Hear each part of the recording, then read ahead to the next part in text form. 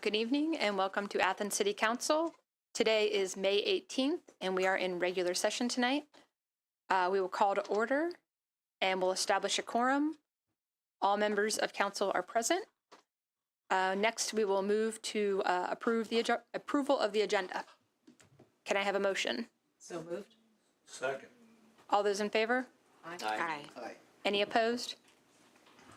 All right. Next is communications. Do we have any communications from members of council? Member Wood? Yeah, thank you. This evening, right now, the Walter Cup is happening, where Athens resident Gwyneth Phillips is playing for the championship. It is game 3. It's the deciding game. Started at 6. It's still going on now. If you're watching this on YouTube, you can watch it for free at home on YouTube, which I recommend way more than watching this. And also to my fellow council members, let's keep it moving. Hey, yeah. Don't have your VCR set? VCR. Any other communications from other members? Members of the administration? Thank you. Acting President Pro Tem Thomas, I will share on behalf of the mayor that today, May 18th, is the first day that the parking garage's new payment system is in effect. So if you've tried to park in the parking garage, you'll notice that we now have a kiosk that will require folks to grab a ticket upon their arrival and then park their vehicle, take their ticket with them when they leave their vehicle, because they'll need to stop at a kiosk in order to pay that before they exit the garage. So parking meters and Park Smarter app will no longer be accepted. You'll find a press release that is being well, we have an image on the screen here, but you'll likely have seen the press release too, indicating that the parking rates are $1 per hour. Over 10 hours will count as $20, and free parking on Sundays and holidays. If you forgot to pay at the pay station, you do have the opportunity to use a credit card as you exit at the kiosk. However, there will be an additional fee to do that. So paying at the kiosk with your ticket before getting to the gate is the best option. And we also have a report from Director Stone. Thank you, President McCary. Several weeks ago, Member Swank made the suggestion that we hold an open house for the Uptown Project 383, the overhead to underground utility project. That project is under construction right now. Several announcements have gone out, as well as mailings to business owners and residents in the immediate area of that project. But just a reminder that that open house is tomorrow at the Armory from 3 to 6 p.m. And the target audience of that is mainly folks that are immediately adjacent to the project. If they have maintenance of traffic or access concerns for driveways or business opening or a specific need, as well as questions related to connecting to the electric once the feed comes from below ground, so which will happen later in the project. We're working through that with folks, but this is a chance for people to come in and ask questions. We'll have representatives of both the city, the contractor, and the design team on hand, and folks can just drop in any time between 3 and 6 as they are available. Thank you. Anything from the auditor or the treasurer? No report. All right. Moving on to ordinances for third reading. First, we have ordinance 04026, an ordinance authorizing the mayor to make application and enter into a project agreement with the Ohio Department of Natural Resources, introduced by Member Wood. Yes, thank you. Would you like me to read As you wish. Yeah.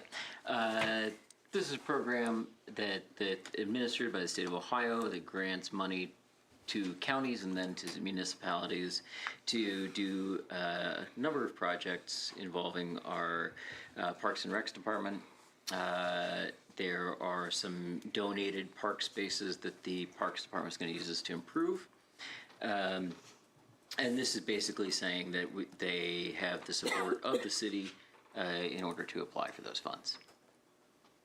All right. Do you have any questions from members of council? Can I have a motion to adopt 40-26? So moved. Second. All right. Do we have any additional discussion? Anything from the mayor's office? All right. Can I have a motion to, all those in favor of approving 40-26? Aye. Any opposed? All right. 4026 passes. Next, we have ordinance 0-42-26, an ordinance amending the 2026 appropriation ordinance 120-25, introduced by myself.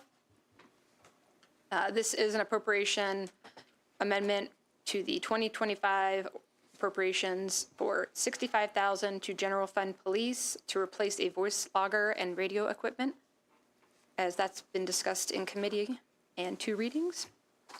Also, we have 3 appropriations that are being corrected or updated from 2025 that were not finished by the end of the year due to timing, for $313,991.33, $100,662.40, and $93,205.92.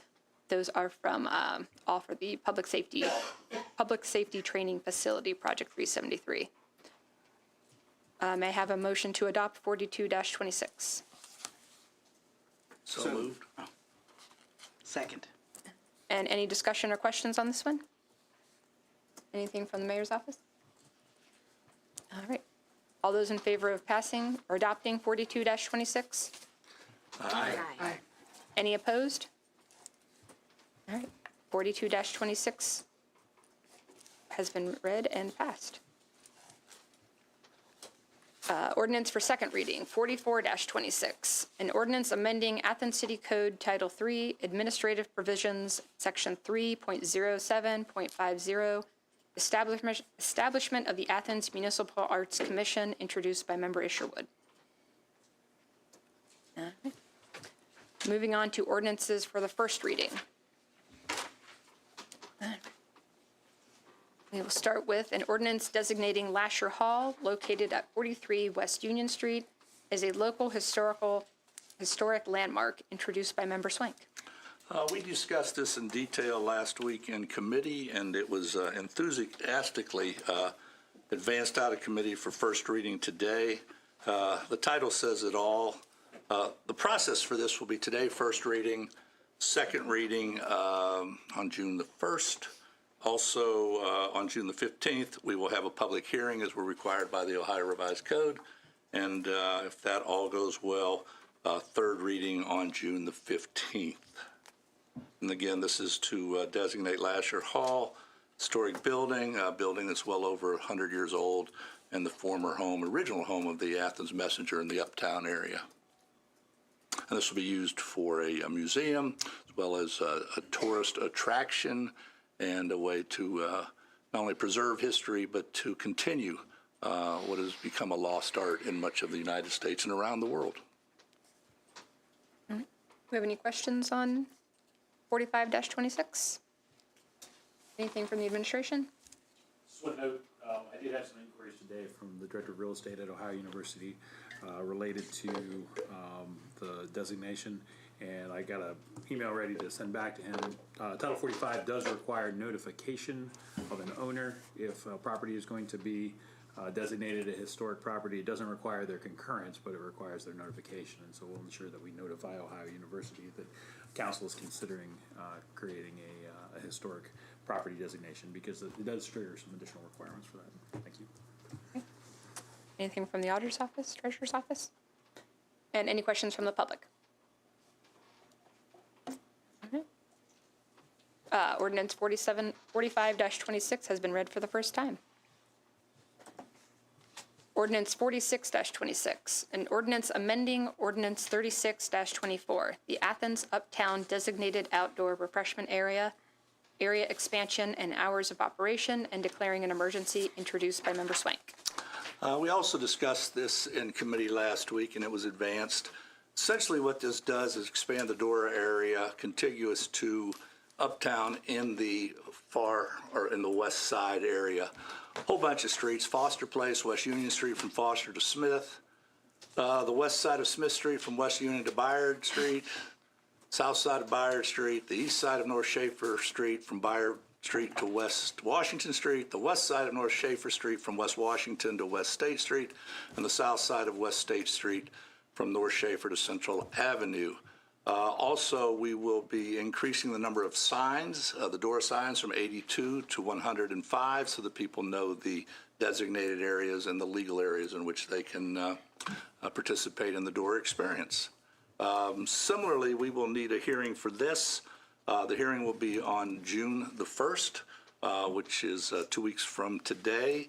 Also, next week in committee, Member Thomas will be leading a discussion on this with some additional information based on a survey that has been put out to the citizens of Athens.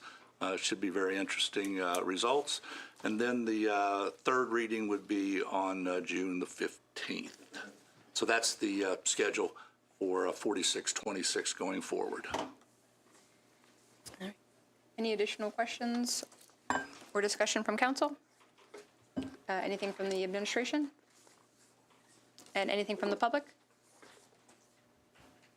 All right. 46-26 has been read for the first time. 47-26, an ordinance approving the continuation of the Uptown designated outdoor refreshment area, introduced by Councilmember Swain. The Ohio Revised Code requires municipalities that have adopted a DORA to review it every 5 years, whether to continue it or whether to sunset it. And I got ahead of ourselves a little bit here. It is in regards to this that we'll be discussing, the survey that was put out, and quite a few people have participated. Once we complete this, and again, the hearing will be on both topics, the expansion and the continuation of this. We'll be able to move on to second reading and then on to third reading on June the 15th. I would add that so far we have 163 responses on the survey. Fantastic. Yeah. Any other discussion or questions from members of council? Anything from the administration? Auditor, treasurer? And anything from the public?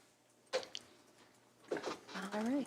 Moving on to ordinance 48-26, an ordinance authorizing renovation of the pre-kindergarten playground located behind the community center, project 394, introduced by member Isherwood.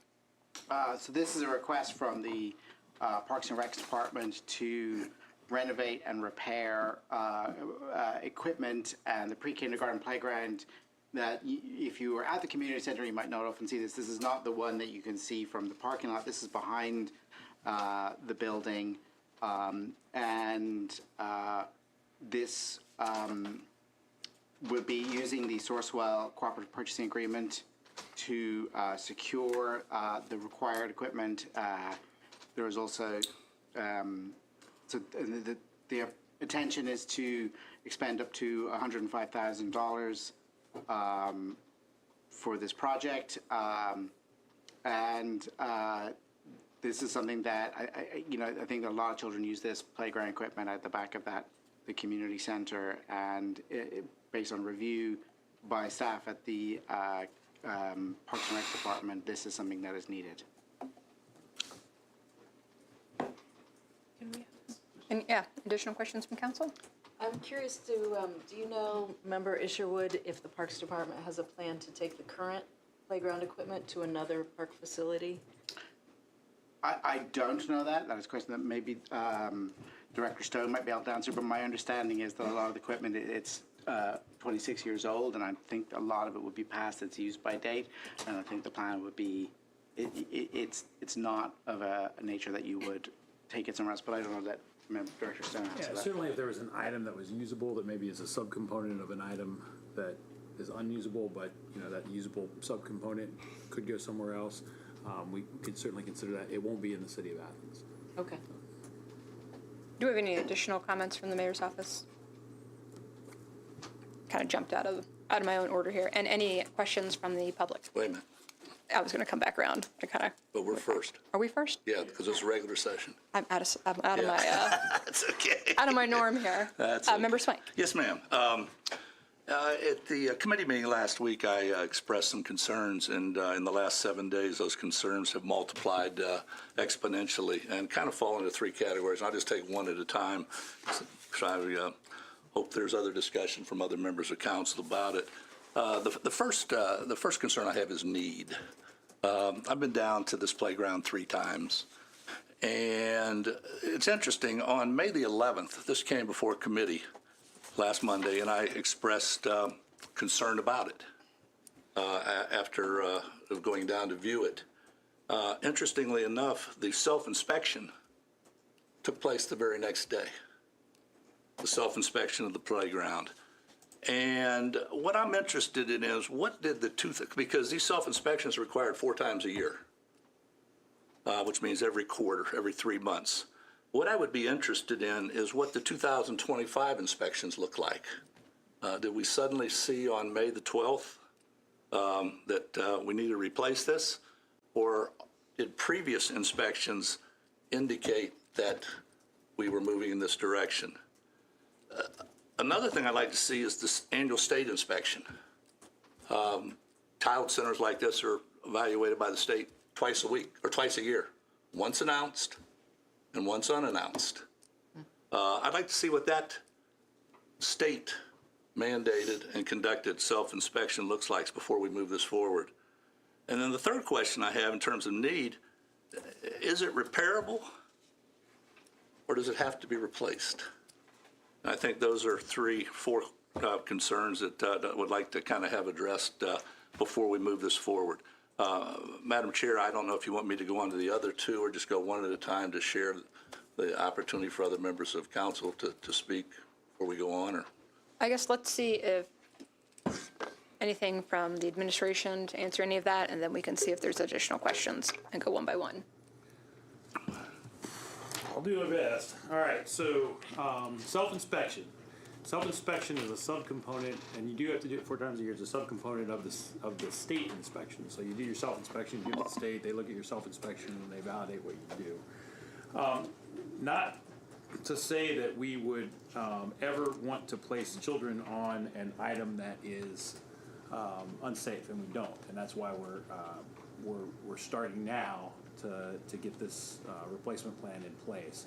However, we also don't want to cause ourselves to fail a state inspection when we're not prepared to replace the item, because if we fail the state inspection and they require us to take the item out of service, then we no longer can use it. So, to that end, you look at your system and you go, it's probably okay, we probably get another year, we really need to get there, we'll mark it as okay, versus going through and saying, yep, it's failing, because then when the state inspector looks at it, he goes, yep, I agree that it's failing, and you need to replace this. And so that's, the way that those individual inspections work with the state inspections. And I will get, Member Swank, the annual state inspection for you for your review. Second point is we will repair what we can repair. So fencing, for instance, will be a portion of fencing that we can repair. There are some items on here that we simply can't repair. There's a broken slide, there's a broken feature that I think it's like a gear feature that kids play with.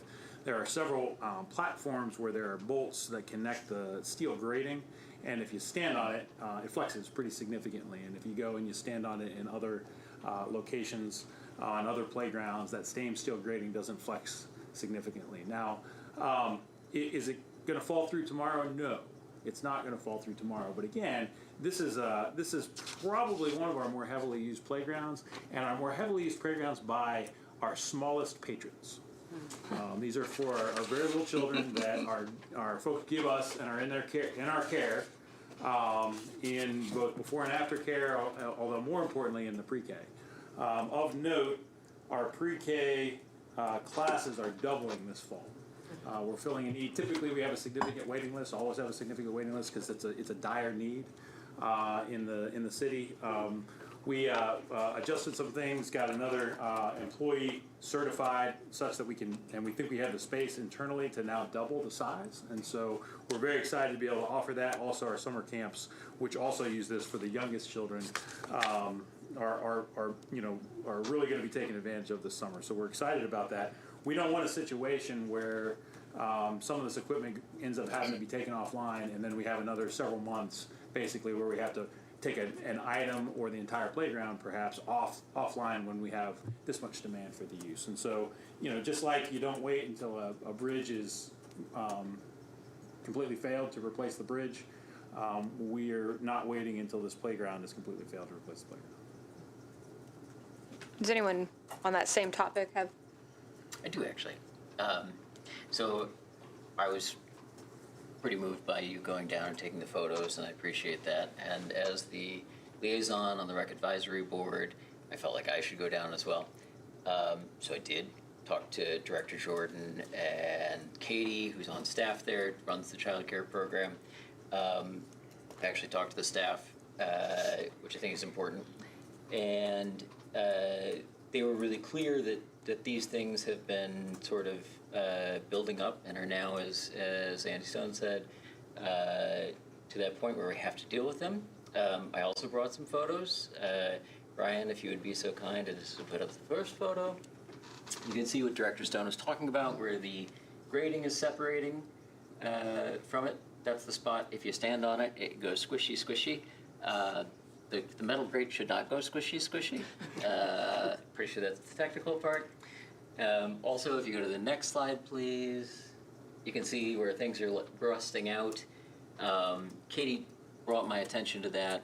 I said, doesn't everything rust? Everything is going to rust. She said, yes, and that is part of the deal, that we have to replace that. We can't have rusting equipment like this. And so 25 years, that shows up. It doesn't show up on, your zoomed out photo, but if you actually go and look at the structure, you can see those things. And just the last one, if you would be so kind, where the slide is actually splitting, again, which is why, Beth, we can't reuse it. It's, it's coming apart at the seams. So that was really interesting to me, and I think that helps clear up why we need these.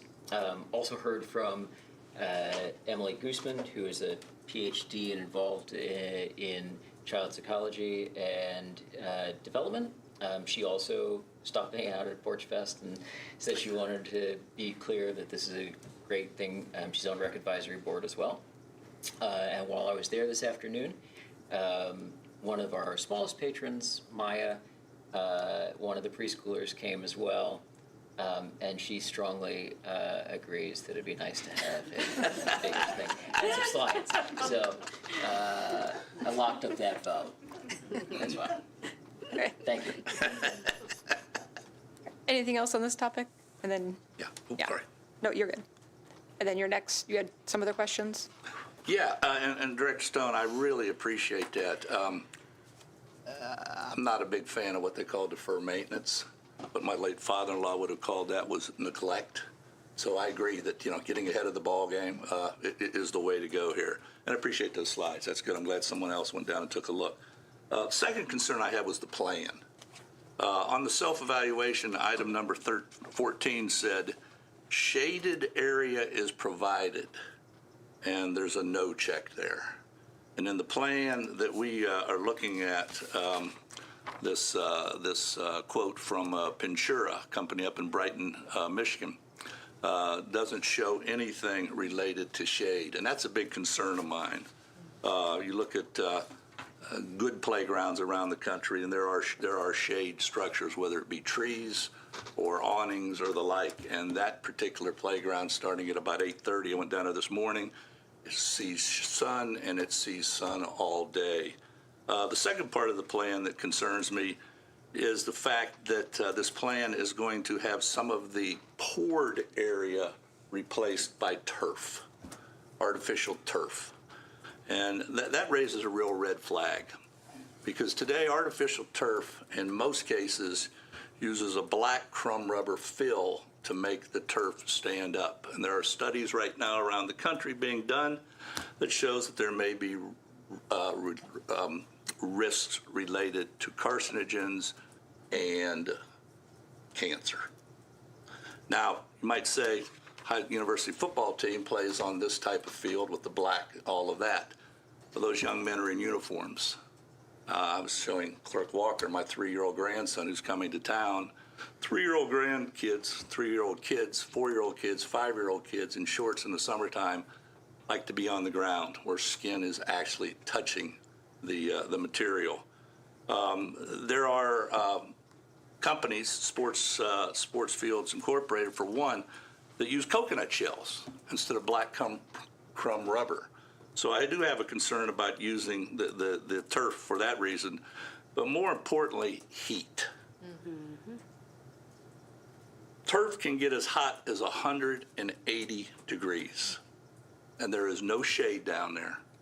And turf is about 30% hotter than the poor fill the poor P-O-U-R, not P-O-O-R, but the poor fill, the poor surface that we have now. And that's a real concern, this plan. And then the third part, unlike the poor, turf comes in sheets, rolls, and it has seams. And if you're not careful where you place the seams, like if the seam happens to be going this way and the slide happens to be going this way, over time those seams come apart. What was the young lady's name? Maya? Maya? The last thing we want is Maya tripping over one of these seams. So I really have a real concern with the plan as it relates to a lack of shade and turf and the inherent issues that come with the installation of that material. Any additional information from the administration on that? Sure. Certainly, we can take a look at a shade structure independent of the there's different options, for shade sails and that sort of thing. That could be a separately installed thing. But I'll take a look at that specific concern. Second thing, turf. Turf versus a poured surface and why we want to go in that direction. Number one, all turfs aren't the same, and the turf that we want to use is a very specific playground turf. That's an anti-static turf. So if you think about, in a lot of cases, and not all the turfs that get used in playgrounds historically have been this, but you scoot around on static and then you touch the guy next to you and you zap him. And this particular turf is actually anti-static turf, similar to what we used at the Southside Park. Number one. Number two, maintenance of turf is actually something we can do with our staff, vice maintenance of the poured, those poured surface items, and that's something that was important to us. To be able to, we evaluated both, right? Because we got poured surfaces as well, but the maintenance staff thinks long term we can maintain that turf better. I will have to check into those carcinogenic aspects and if coconut shavings are an option, and I promise I will go and do that. All right, any additional questions on this topic? All right, you have one more? One more, yeah. And the last one is cost. It's my understanding we did this through Sourcewell as opposed to bidding. And the quote that we have is for $94,295. The first item is landscape structure equipment, $32,000 and change. Equipment install, $11,000 and change. Removal and disposal of existing structure, $10,000. Turf, for the cost of turf and the installation, $39,000, which seems very high. And the reason I'm dwelling on this turf, a very good friend of mine is the CEO of a turf company, and for 3 years he had me help make contacts with schools in the state of Ohio who might be wanting to put turf. And to do that, I had to get educated on this. And for the amount of turf we're putting in this small area, that would be about a $3 million football field. And we have an example of a turf field right down here at Ohio University, and the turf cost was not $3 million. And then finally, freight of $1,700, all added up to $94,000. The ask is for $10,000 more than that. This is a very specific bid. The cost of the equipment isn't going to change. Whoever's doing this calculated install based on what they saw, which is a very, very simple install. Removal of the equipment. This would be kind of like getting a roof on your house. And the roofer quotes you $25,000. And you say, that's good, but you know what? I've got an extra $10,000 if we need to spend it. I know quite a few roofers are going to find a way to spend that extra $10,000. Now, some people may say this is contingencies because we never know what's behind the wall. If you've ever done plumbing in your home, you never know what's back there. This isn't plumbing behind the wall. This is a pretty straightforward project. And I have a real difficult time in this period of tight city budgets of allocating additional $10,000 for this.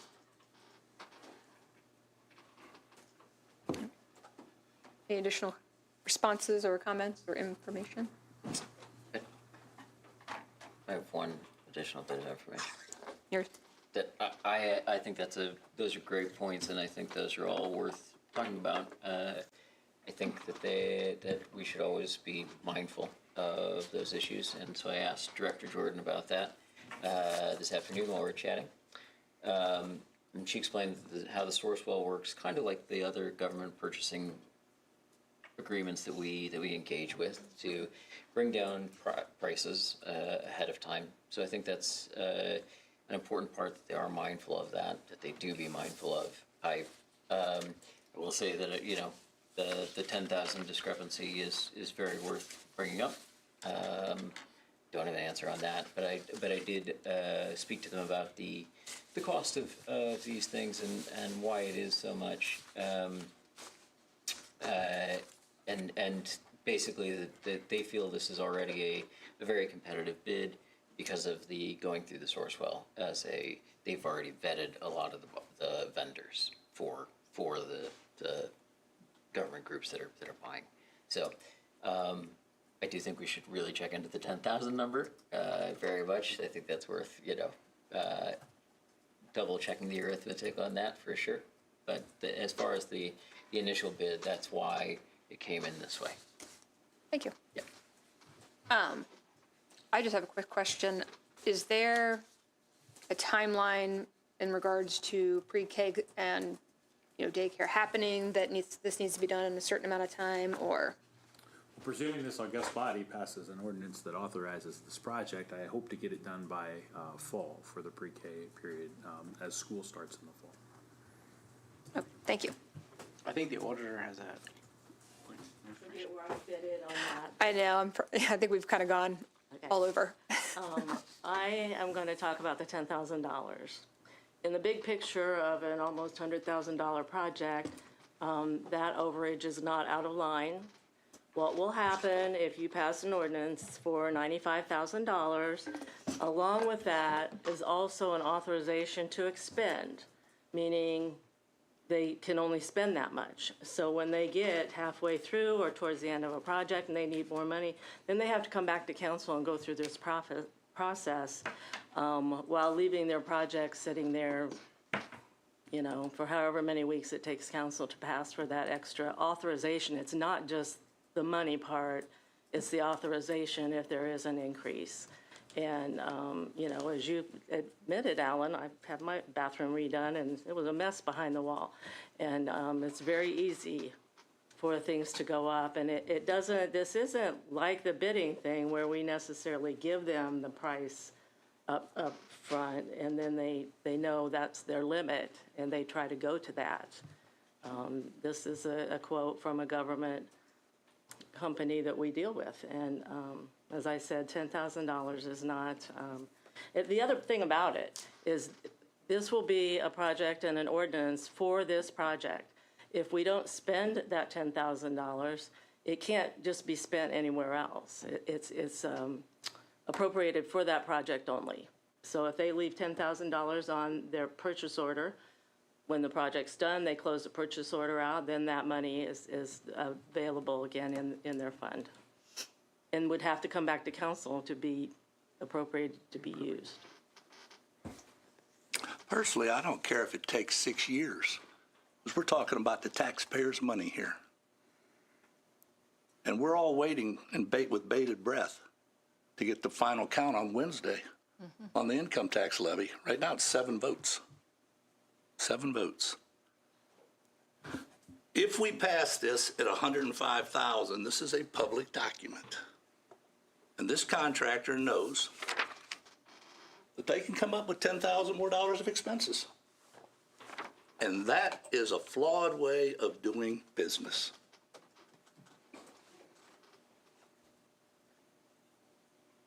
Any additional discussion on this?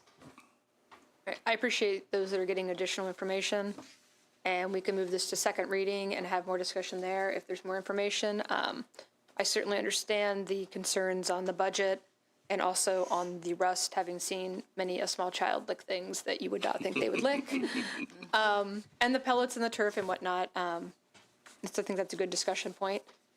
And I appreciate the auditor also explaining the process of this and that, there is an overage, and there's plenty to think on. So we will see this again at second reading.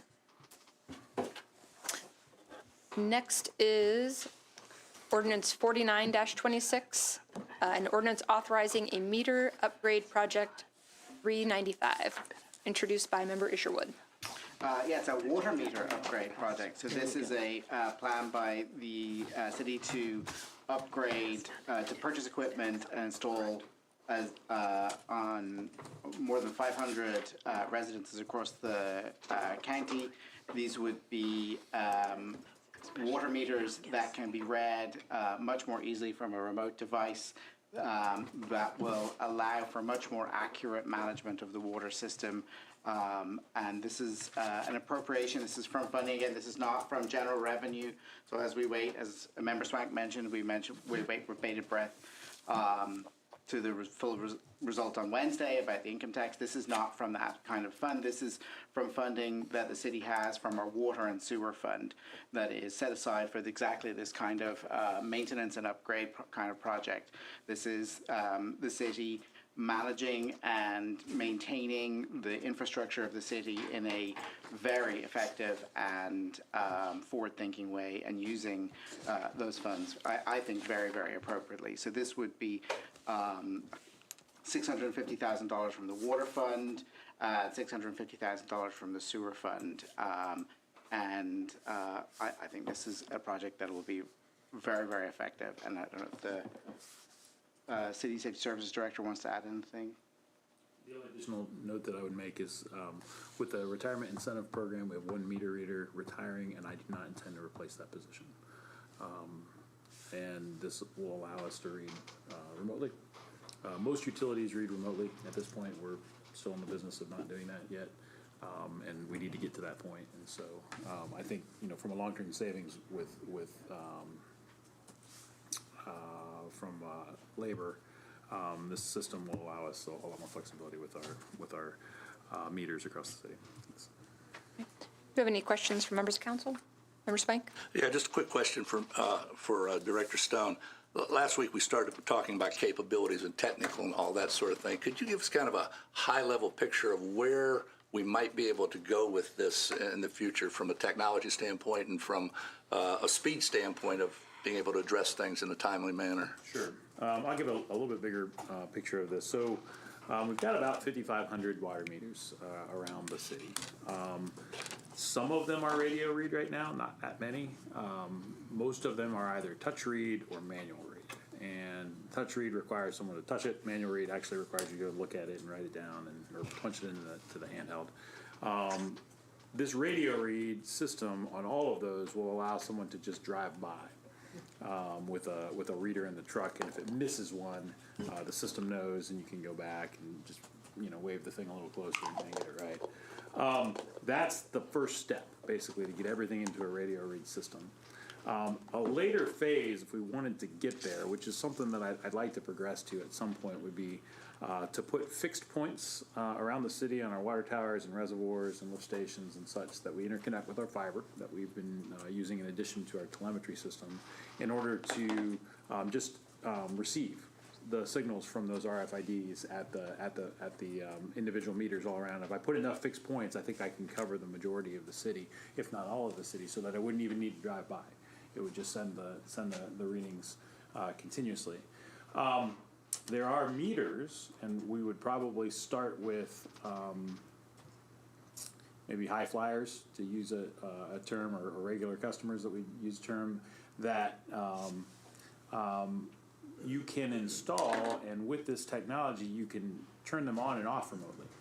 So you could shut someone's water off or turn someone's water on, as opposed to having to send a person out either in the middle of the night to shut it off if they're having a problem, but more importantly, and when I say high flyers, I mean folks that maybe aren't real quick on getting their bill paid, and then are in arrears and have a shut off, that you could go and do that. But we could eventually get to the point that we've got that capability citywide, and the value to that is immediate leak detection, number one. So right now what happens if you have a leak at your house and we get a high reading, we will call you and we will tell you hey, you had a high reading on your bill, something completely out of line from what you typically use, but that leak may have been happening for potentially up to 4 weeks, depending on where you are in the cycle. So you could have been using a lot of water during that period of time. This technology ultimately could allow us, once we get to that point, to immediately tell if there's a significant change, throw up an alert to utilities billing, and then they could call the resident and say, hey, it's looking like you're consuming a lot more water than you normally do. You might want to check if you have a leak. So that's a benefit to customers that I think we could get to eventually. Right now, I just want to get these RFID, radio read systems into every single meter, and that'll allow us to step into these additional technological capabilities in the future. Yeah, we're only at first reading today. Would a month make any difference? In other words, would it help if we fast track this thing? I don't think so. The key thing I think would be that if it passes, I'd like you to pass it prior to recess, if Right. you could. My installation plan, we're not paying a contractor to install this. We're going to install this, or we're not paying the contractor that we're buying the meters from. We might contract with someone, but it's not going to be a bid. It's going to be a lower dollar amount. And I didn't want to pay the Sourcewell price that they quoted me. To the point about Sourcewell, the last thing, sometimes shopping is better. And so when it comes to installation, we've got a plan to do that. Probably starting in August. So if you can, because it'll take a little bit for the stuff to come in. So if you can get it passed prior to recess, that would be sufficient for our need. Have any additional council questions? All right. Anything else from the administration? Hey, the only other note would be, some of those really, really great capabilities are in the future. The key thing is getting radio read across the board first thing. So, but we will work towards it. Absolutely. Anything from the auditor or treasurer? And anything from the public? All right. Moving on to ordinance 50-26, an ordinance amending ordinance 74-25 to increase the authorized expenditure for a new restroom facility at the West State Park, Project 349, introduced by Member Isherwood. Yeah, and as we discussed in committee meeting last week, this is simply, cleaning up an ordinance. This is not a new appropriation of funds. This is an authorization in order to architectural fees for the new bathroom over on the West State Bullfields was not included in the authorization, so this is to allow for that to happen. And so it is simply authorizing for a bill to be paid. We have the funds already in place. Okay. Any additional questions from council? Anything from the administration? Auditor or treasurer? And anything from the public? All right. Moving on to ordinance 51-26. An ordinance authorizing the mayor to enter into a 2026 to 2028 partnership agreement with the Athens County Commissioners as an applicant and grantee, if funded, for submission of an application to the Office of Community Development, Ohio Department of Development, for the Community Housing Impact and Preservation Program, and declaring an emergency, introduced by Member Isherwood. This is a great project that the city has partnered with Hocking Athens Perry Community Action and the county, and in the past the city of Nelsonville. This is a program that allows for low-income residents to have repairs, painting, things like that done, and the cost covers. This is a really good program. It allows for badly needed maintenance on properties across the city where folks simply can't afford to do those to get that done. So this is a huge benefit to the community, to those members of our community who can't afford to do those residents, but it's very good overall for the community to ensure the maintenance and upkeep of properties across the city. And so this is just a really, really great project, one that we have partnered in before, and I look forward to this passing and us applying for this funding again. Any questions from member of council? Anything from the administration? And anything from the public? All right. Moving on to ordinance 52-26, an ordinance amending the 2026 appropriation ordinance 120-25, introduced by myself. This is an appropriation we talked about last week in committee. The first part of this is $120,000 appropriation to the CDBG fund that was appropriated last year but not encumbered, so we are reappropriating it for the Columbus Road Lift Station, Project 359. The second appropriation in this is $15,000 to the Parking Garage Fund 730 to cover electric costs and increasing the total appropriations by set amounts. I think we talked about those in committee. And do we have any additional questions from members of council? And anything from the mayor's office? Auditor, treasurer? Yeah, I was asked if we could suspend this so that they can move over the parking garage money quickly. So first, we would need to have a discussion on suspension of the rules. I move that we suspend the rules for ordinance 5226. Thank you. Can I have a second? Second. All right. Any discussion? Just for clarity, can we just get an explanation, just for people watching, why this needs to be done very so quickly? I'm not opposed to it, just so people can hear why. Chair, do you want? They just need to move the money over for the electric costs so that they can pay bills that need to be paid. Timing issue. Yeah. All right. All those in favor of suspending the rules? Aye. Aye. Any opposed? Okay. The rules have been suspended. Next, actually, we should see if any, motion to adopt 52-26. So moved. Second? Second. All right. Any additional discussion? Anything additional? Anything from the public? All right. All those in favor of adopting 52-26? Aye. Any opposed? All right. 52-26 has been adopted. Ordinance 53-26, an ordinance amending Ordinance 09-19 credit card policy, introduced by myself. This is just another updating of wording to match that of the state and includes explanation of types of expenses allowed to include convenience fees for when they are and are not allowed. Really nothing exciting here, just your basic wording update. Convenience fees. Just convenience fees. Do we have any additional questions on this? Anything from the administration? Oh, that's funny.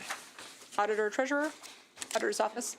Just to say the reasoning they put that in there, for one thing, we didn't used to pay convenience fees for using credit cards and stuff so much, but the fact is our policy through the state has always been not to pay interest or late fees or anything like that. It's not a good, proper use of, taxpayer dollars. So they are saying now that when you have to pay a convenience fee, it's not because you didn't send your, bill in on time. It is an acceptable expense for the city. All right. And do we have any questions from the public? Okay. And this has been read for the first time.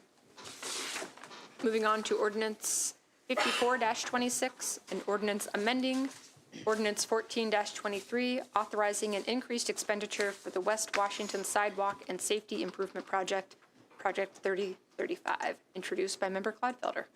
So this ordinance is for a project for which the construction has been completed, as far as I understand it.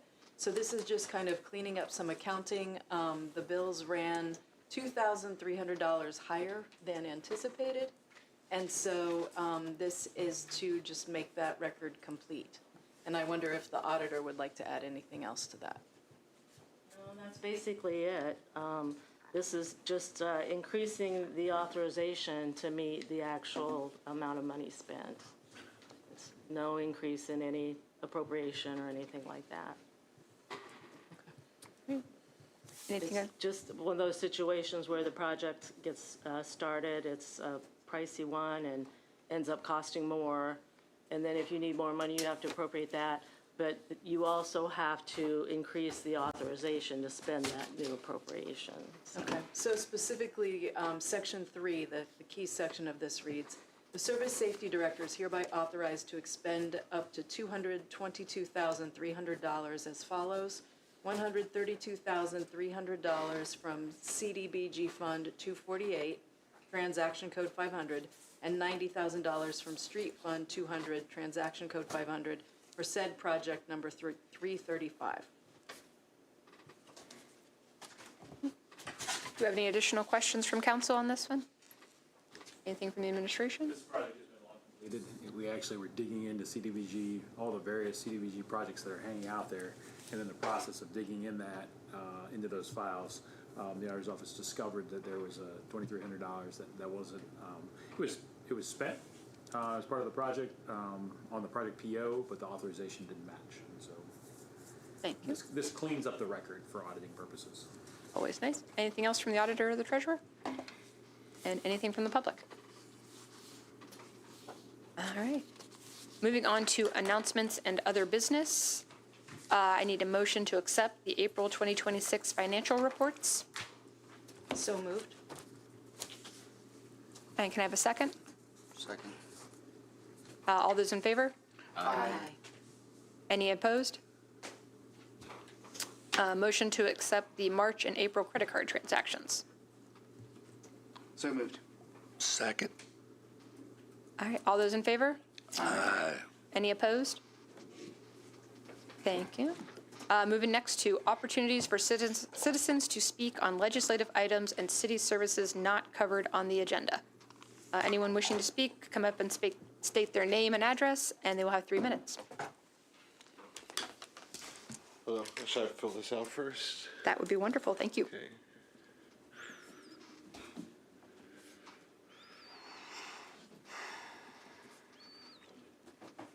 Oh.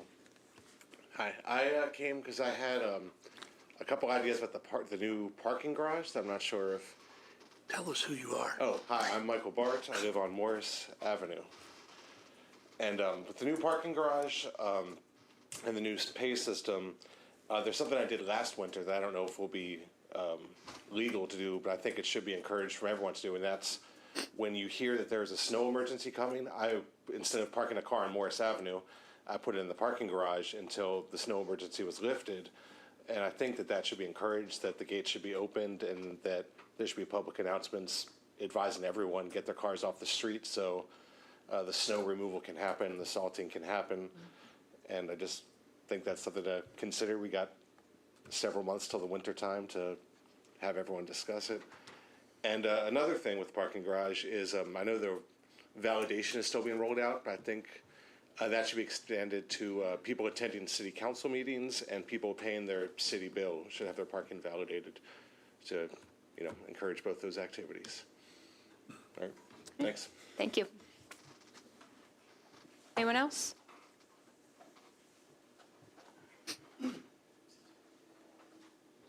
Yes, good evening, everybody. So my name is Nathan Simons. This is Jeff Jenkins. We're actually with Hocking Athens Perry Community Action. I'm the Community Development Coordinator there. Jeff is also Community Development Coordinator. We were hoping to get on the agenda, but apparently that did not happen regarding this year's CDBG program. Part of the requirement for applying is that we need to inform the public and council and administration of available programs for the CDBG program.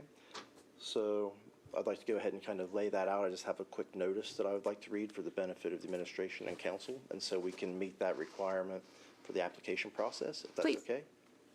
Absolutely. Perfect. Okay, so this is Athens, City of Athens intends to apply to the Ohio Department of Development for program year 2026 funding under the Community Development Block Grant Small Cities Program. The below mentioned CDBG programs are federally funded and administered by the state. CDBG programs can fund a broad range of planning, community improvement, and housing-related activities. These activities must be designed to primarily benefit low, moderate income persons or aid in the prevention or elimination of slum and blight. And the City of Athens is eligible for funds in 2026 as follows. The CDBG allocation program. The fiscal year 2026 allocation amount is $150,000. The allocation program is a community development and infrastructure improvement program that is available to all incorporated and unincorporated areas as well as community organizations, provided they meet all applicable requirements. The next program available is the CDBG Residential Public Infrastructure Program with a maximum funding of $750,000. And this program is competitive and designed to help small rural areas that are working to update their water and sanitary sewer systems. Next is the CDBG Critical Infrastructure Program with a maximum funding of $500,000 under the Critical Infrastructure Program, which is a competitive set-aside of the allocation program. Projects are designed to assist communities with high-priority single-component projects such as roads, flood and drainage, and other public infrastructure improvements with a high community-wide impact.